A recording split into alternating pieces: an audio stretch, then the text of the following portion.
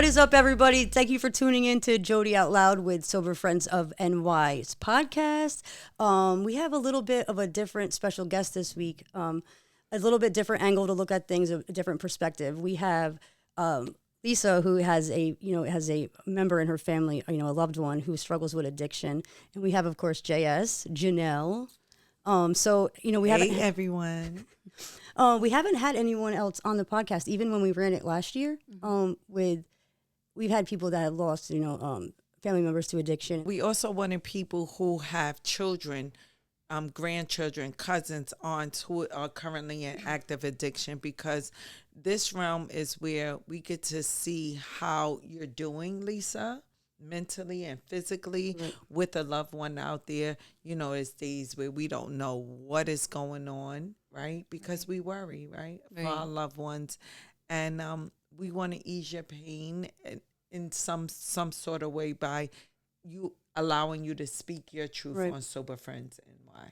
Yeah, we really appreciate you being on and been pretty excited about this for a while. So, well, thank you for having me here and allowing me to share. Yeah, we love that you're so open with us, and I know that we know each other from, other things, and it's always such a, I know that I put my family through hell. I know that, you know what I mean? Mm-hmm. But my mother doesn't get into detail about things, or she might say something.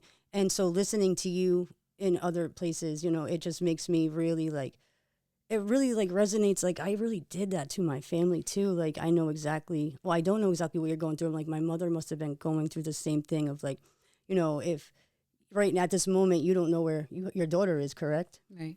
Okay. And you did speak with her this week though. I did, very briefly. We did speak. It's been a rough week. Yeah. Yeah, I hear you. When do you think she actually started using, at what age?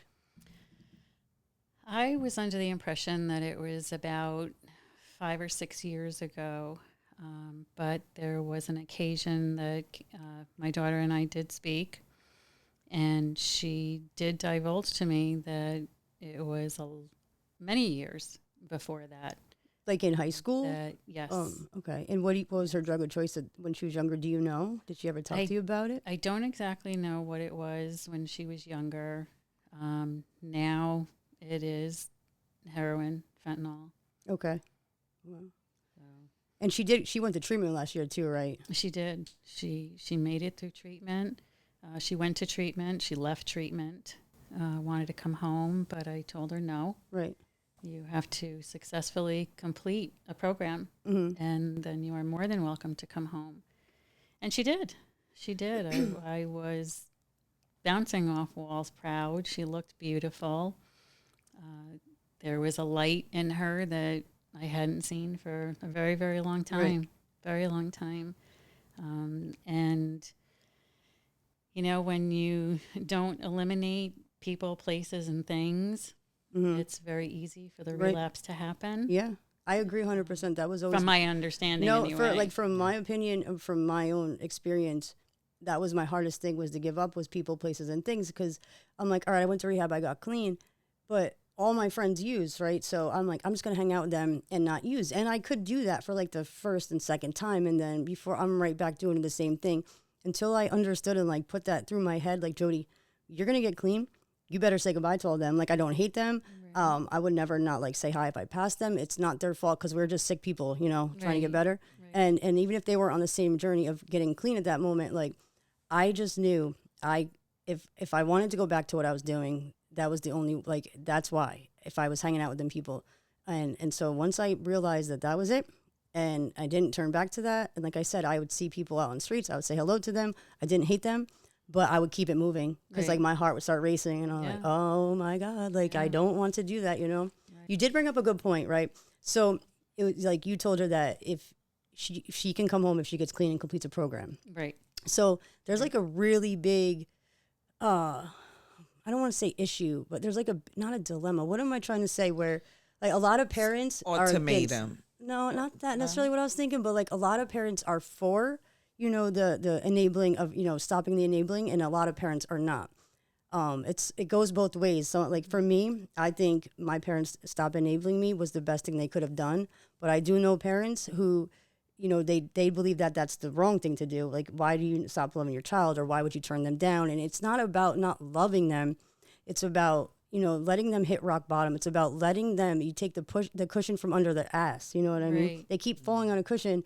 I'm not saying they were like having an amazing life, but if you have something soft to fall on every time, Right. do you really like hit your rock bottom? Like, do you really get to that point? I don't believe that you do. And that has been an extraordinarily difficult lesson to have to learn. And I don't feel that I have even learned it 100%. I have a mom heart. Yeah. And And you always will. the head, you know, very often will say one thing, but the mom heart is such a powerful thing. Right. Mom heart is something that it's just undeniable, unconditional love. And when you have a child, you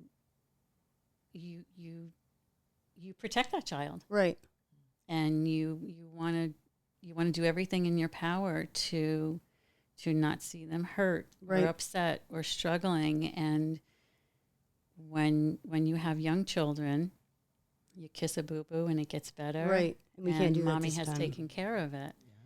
And when you can't take care of it for them, you come up with all these different things. Well, if I do this and if I do that and if I try this and try that, and none of them work. Right. They don't. You hope and pray they do, and that, you know, well, maybe this time they'll get it. Maybe this Yeah, you know, I time- just thought of like a beautiful thing of your daughter going to rehab and her coming back on, you know, with you. How amazing would that be on the podcast, right? Absolutely. And when she does go to rehab and come back home, we would love to have her. Yeah, I for would, sure. I would love to have her sitting here next to me. I noticed when you talk about your daughter, about the good parts of her when she came home and stuff, your face lights up really well, and that shows how much you genuinely love your daughter. She is, I have 3 children. My first 2 children are the Irish twins, Okay. born very close together. So I was just like this. I totally get what you mean. With 2 children. Yes, you know, I have you twins. have twins, so you know. And then Gabrielle was 4 years after my son. And I spent the most amount of one-on-one time with her because my 2 older ones, my oldest was just a year when my son was born. Okay. So I didn't have that much time with her. And she was the type of infant, toddler, young child that was very independent and good on her own. And I didn't have to worry too much. My son was your typical boy, got into everything, you know, took doors off hinges. Mommy, look what I did, but then would fix things. But Gabrielle, I had the most amount of time with because the 2 older ones were kind of off on their own together. Right, and they had each other, you know, They to had play each with. other. Each other, Exactly. right. They had each other. Gabrielle, I took to work with me. Her and I did things together. She was my sidekick, and she was known as my sidekick. And I loved it. She is. I've always talked about her as like being an appendage. She's just another appendage of mine. And there's. You don't have a favorite. We were talking about this Right. earlier also. You can have 10 children. You don't have a Right. favorite. You love them differently for who they are. Right. Right. And Gabrielle was more needy for me. So that made me feel great. Like she's, you know, my appendage. She's my shadow. She needs me. And then she didn't need me anymore. And that was hard. She found people that she needed. Now, does addiction in your family at all? I'm just curious on the other side. No, And she's the youngest, right? she is my youngest. Just makes you think I'm the youngest in my family too. And addiction doesn't really run in mine as well. I mean, my uncle had said recently, and I didn't even know this, that like I think and I could be wrong, so I hope I'm not getting this mixed up, but like on my mother's father's side, there was also, my grandfather had like 15 brothers and sisters, and I guess, you know, in Oneonta, a little upstate New York, they got a little crazy when they drank, but nothing I ever heard like too crazy. I never heard any of them going to rehab. I never heard of them actually like, you know, anything actually happening from the addiction. So I don't necessarily know if it was like an addiction the way he explains it, or they just like to have a little bit too much fun sometimes. You know what I mean? Right. But besides that, I don't really see like any addiction in my family. I'm always like, why is it me? Like, why am I the one that had to get this? And like my brothers, I mean, my one brother passed away, but it wasn't from addiction. You know, it wasn't from anything. And like just me. I'm always like, I don't want to play victim, but I always wanted to know like why. And it's not like it's an answer that I'm ever going to find out. But it's just interesting to hear stories when it's like, you know, it's the youngest child. And I kind of always like, you know, look at other people and think of similar situations and stuff like that, Right. you know? Well, my children have gone through a lot in their lifetime. They lost their father when they were very young. Gabrielle was only 7 years old when their father passed. And he died by suicide. So it was very, very traumatic. Definitely. Very traumatic. I do remember you telling us that. I actually didn't Right. think of that for a minute. Okay. And she, in my opinion, never really healed from that. Mm-hmm. They were all in therapy, in school, out of school, but she never really. She, in my opinion, again, I don't believe she ever really recovered from that. She doesn't really use social media that much anymore, but when she was, lots and lots of posts about her daddy and her guardian angel and her hero and all these wonderful things that, you know, she you know, holds him up here. Yeah. And for a long time it would actually make me angry because I was like, he left, I'm here, I'm the one that, you know, I'm that last man standing for you. And there's not that recognition like her father has up here. So it was very frustrating. Yeah. But you know, that's trauma. Yeah. A lot of trauma.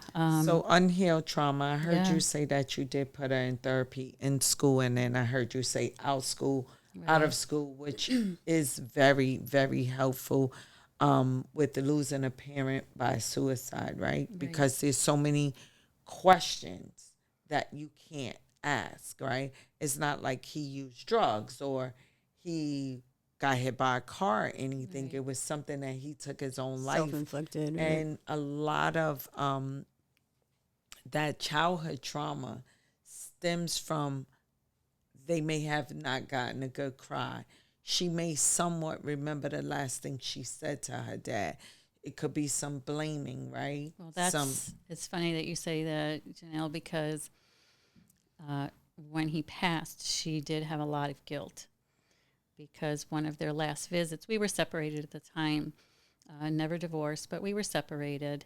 And one of their last visits, young girl, backseat, said, "Daddy, do you know that every day a baby is born and every day somebody dies?"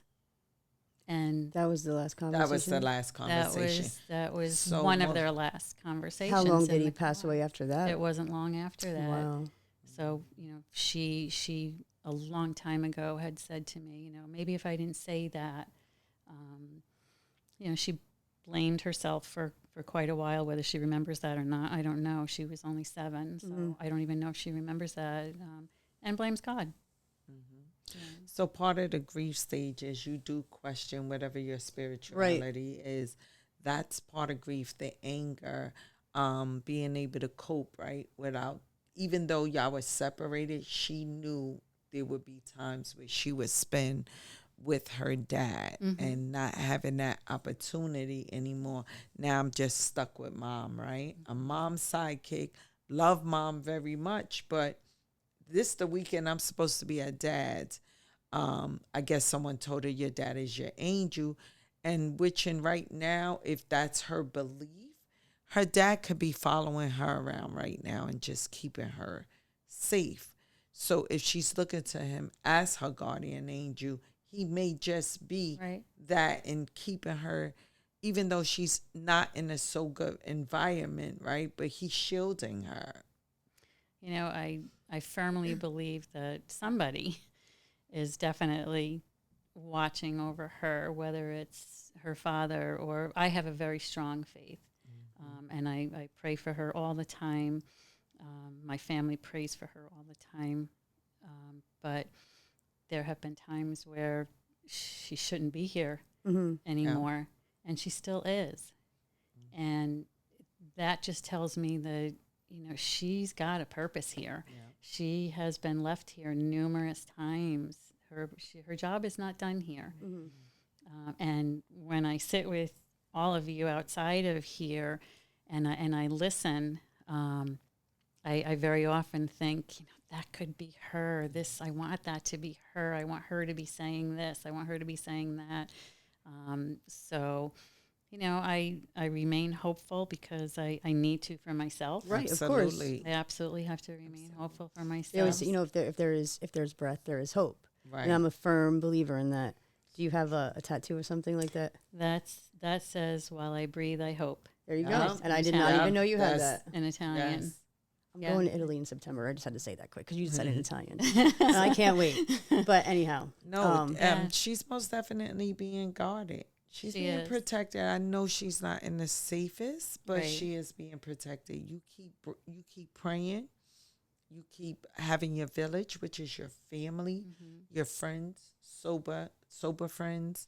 We're all here to we love you. Help you. I love all you guys. Love you I do. very, very much. And we're glad that you're on here because you're the one really right now in the trenches as a mother. It's trenches. That's a good term for it. This week in particular has been very difficult, and I have felt like I have been trying to dig my way out of the trenches. It has been a week where. Did you ever feel like you're surrounded by so many people, so many people? Feel alone. I have never felt so alone. You're alone because when you have children that you carry, or you didn't have to carry, but this is someone you carried for 9 months. I don't know if you went to full term, but for 9 months. You and your child have bonded. You have created that love before she even had a breath in this world. Right. So it could be 5 million people in a room. When you look up, you want to see your baby. I want to see her. Of course, you love all of us, and I love seeing everybody, but you want to see your baby. Of course. And that's where the faith comes in. Like, one day, she's going to be at the family barbecue. What would you say to someone right now if you saw them and their child they were in the same position as you, of their child being in active addiction, struggling out there? What would do you have any advice for another parent? Tell them to please remain hopeful. Try to see that light at the end of the tunnel. Hope for that light at the end of the tunnel, to take care of themselves, because that has been a very, very difficult thing to do.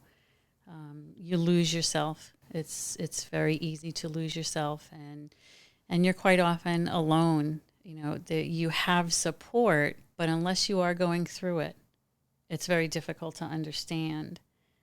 So no matter how many people are there to support you, you're still alone. So I'm learning. I would advise another mom, remember to take care of herself, because we need to take care of ourselves so that when they are ready, we can help take care of them again. Yeah, and I need you to know that, like, I know that I'm not the same person in active addiction. I was an awful person. Like, I was an awful human being, and it's so easy for other people to see you, and, you know, they don't know you outside of addiction. They don't know that you're, like, a decent person. And I think that, you know, when we get clean and we become who we were supposed to be, you know, I think that gets looked past a lot. and I just need, like, I'm sure you do know that she's not that same person. And Oh no, 110%. She has got one of the biggest hearts of anybody I know. She would give you the shirt off her back if you walk by and you needed it. She'd give you her last French fry, and she loves French fries, but she would give you her last French fry. She's a kind person. She's a thoughtful person, but she's also a sick person. right?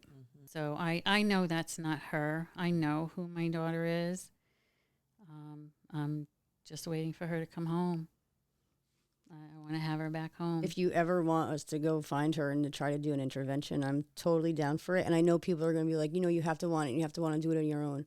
But there are times when they just need that extra push. Right. You know they what need I'm a saying? hug, There's something. Right. a talk. So it's funny that you said a hug, Janelle. When I'd first gotten clean, I was with someone in the city, and obviously there's homelessness around here, but not like there is in the city. Right. And I would see someone, and I would, like, they were homeless, and I'm not the type of person to give money, but I would go and buy them a double cheeseburger or something at McDonald's. One time my daughter and I went to a Knicks game, and we bought like 20 cheeseburgers from McDonald's, and we were handing them out. And I love showing my children that if my children will pay for the person behind them at Dunkin' Donuts, because I Right. like to do that. I get to show them kindness, because kindness goes a really long way. Anyway, the point I was getting at, I will, like, I don't look for it, but I'm just saying, if someone is disgusting and dirty, I will give them the biggest hug, Right. because I feel like no one has hugged them in a Right. long time. Absolutely.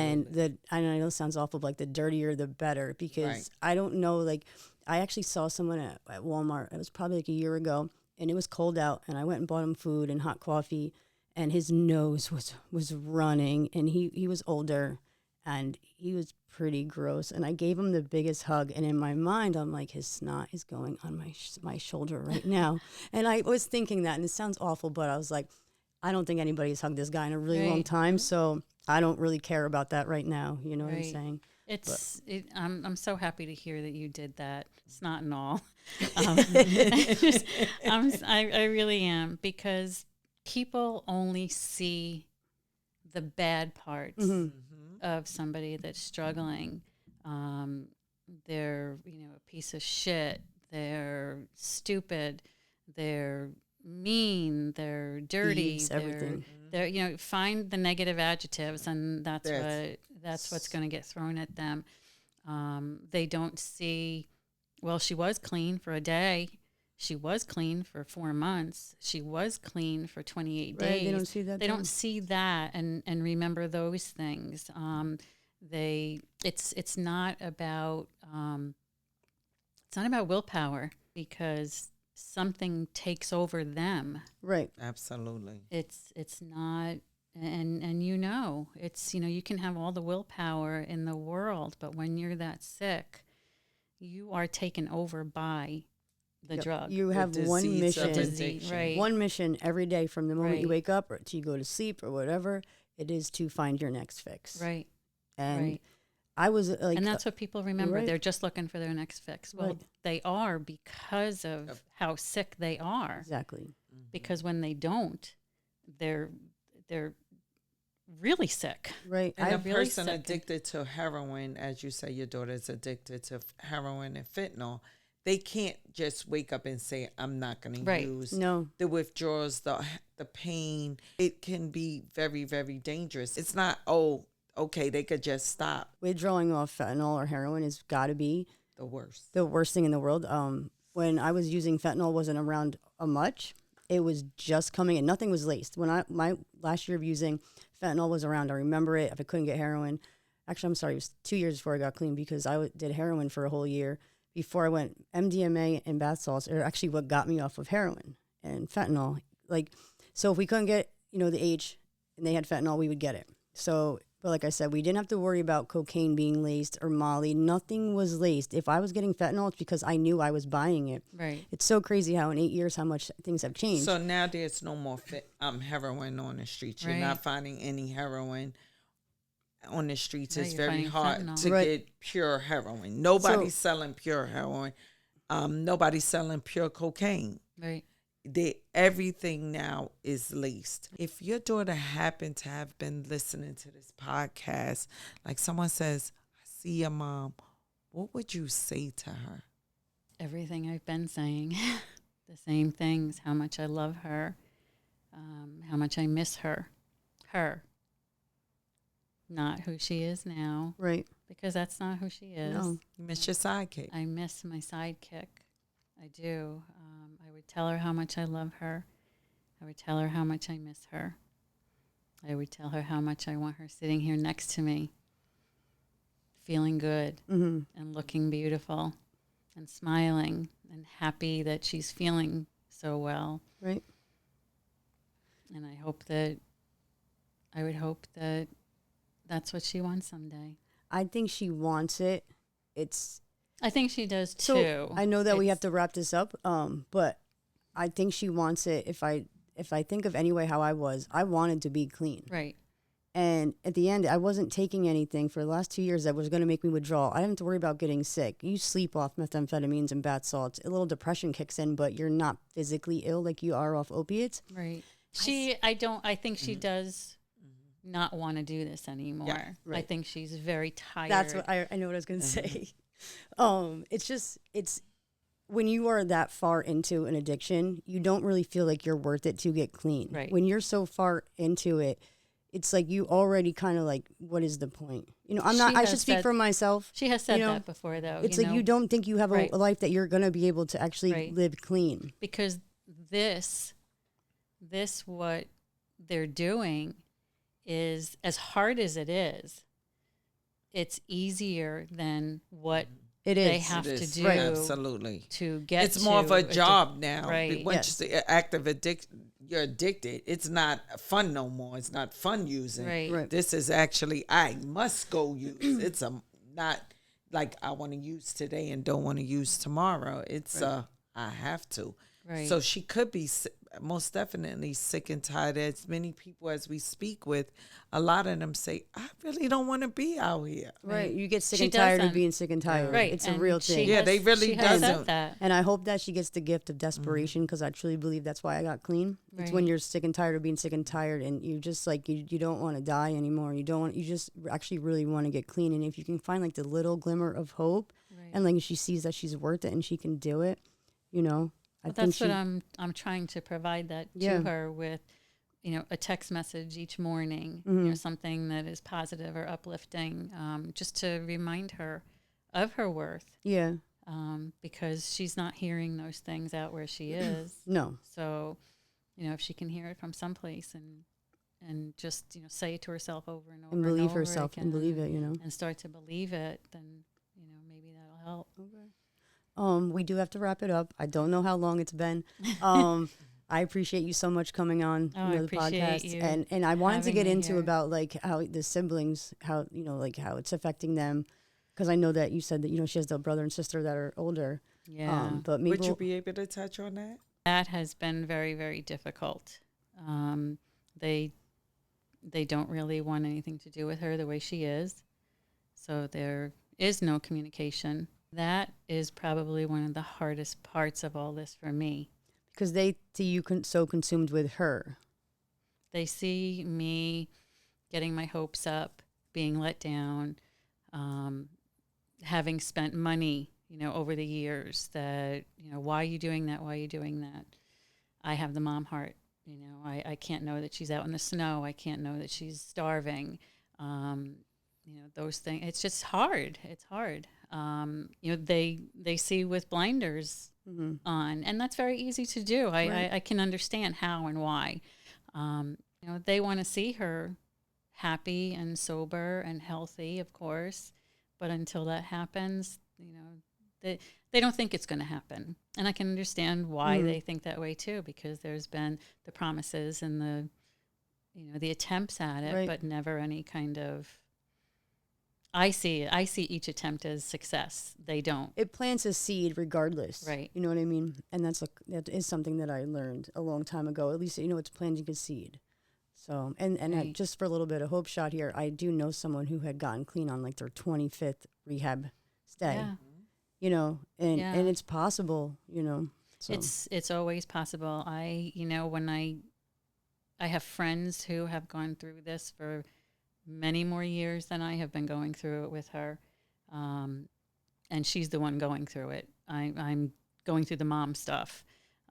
but many, many more years. So with that being said, I feel blessed that I haven't been going through it for 25, 30 years. I can't even imagine doing this for that long. And I pray I am not doing this for that long. I pray that she sees the light. Yeah, me too. Thank you. As we all know, this is not just a one-person disease. No. It's a Family family disease. disease. Well, thank you again. Thank you. And that is it. And Can we are you- done. Can you make sure that you guys join us every Friday as Sober Friends in the Hudson Valley area on Fridays and Tuesdays? This is the perfect circle for the loved ones and family members who have someone struggling with addiction. So make sure you visit our website at soberfriends.me. This is how we bring awareness. Right. Thank you guys for tuning in. We will see you next week. And also a big shout out to our sponsors who make this possible for us and for you guys as well. Thank you.